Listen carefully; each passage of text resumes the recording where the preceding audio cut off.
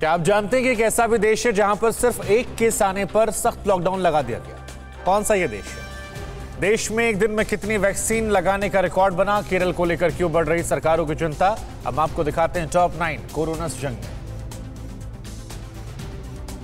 Corona का एक case सामने आने पर न्यूजीलैंड में 3 दिनों का सख्त लॉकडाउन लगा दिया गया है। ये लॉकडाउन मंगलवार की आधी रात से लागू हो गया है। सरकार के इस फैसले के बाद बड़ी संख्या में लोग जरूरी चीजें खरीदने के लिए सुपरमार्केट पहुंच गए, जिससे वहां लंबी लंबी लाइनें लग गई।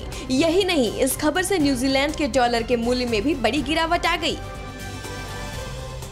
न्यूजीलैंड की राजधानी ऑकलैंड में 7 दिनों तक लॉकडाउन रहेगा, क्योंकि जो एक संक्रमित मिला है वो इसी शहर में था। वहीं कोरोमंडल में भी 3 की बजाय 7 दिन सख्त लॉकडाउन रहेगा, क्योंकि वो व्यक्ति वहां भी गया था। न्यूजीलैंड के प्रधानमंत्री जसिंडा अर्डर्न ने देश के लोगों से सहयोग की अपील करते हुए महामारी के शीघ्र खात्मे की उम्मीद की है। देश में पिछले 24 घंटे में कोरोना के 35,157 नए मामले सामने आए हैं और 440 लोगों की मौत हो गई। एक दिन में 37,137 मरीज ठीक भी हुए। फिलहाल देश में कोरोना के 3,61,445 एक्टिव केस हैं। यूपी और दिल्ली में कोरोना पूरी तरह से काबू में आ चुका। दिल्ली में 24 घंटे में 38 नए मामले सामने आए, जबकि 30 लोग इस दौरान रिकवर हो गए। वहीं यूपी में एक दिन में 26 मामले आए और 24 लोग रिकवर हुए। दोनों ही जगहों पर अब 500 से कम एक्टिव केस बच गए हैं।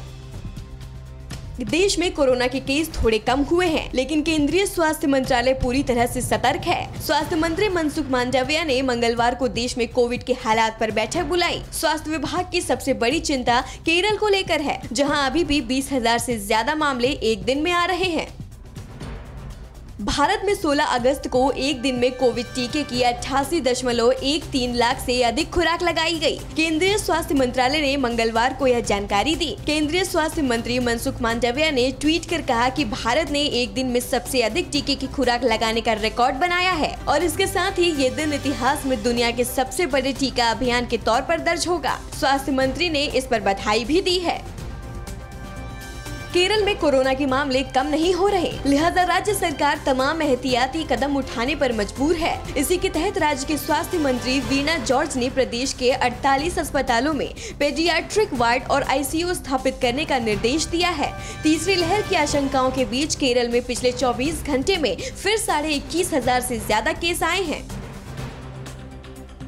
केरल में कोरोना के मामले अभी भी बेकाबू हैं, लेकिन लोग इससे सबक नहीं ले रहे हैं। राज्य के कोट्टायम से तस्वीर आई है, जिसमें साफ देखा जा सकता है कि लोग कोरोना नियमों की कितनी अनदेखी कर रहे हैं। ये हाल तब है जबकि केंद्र और राज्य सरकारें लगातार इस कोशिश में हैं कि राज्य में हालात सुधरे।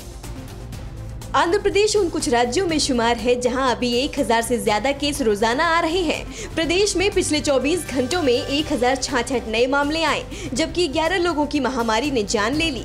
हालात की गंभीरता को भांपते हुए प्रदेश के मुख्यमंत्री जगन मोहन रेड्डी ने कोविड पर रिव्यू मीटिंग बुलाई और बाकी तैयारियों के अलावा वैक्सीनेशन तेज करने का निर्देश दिया।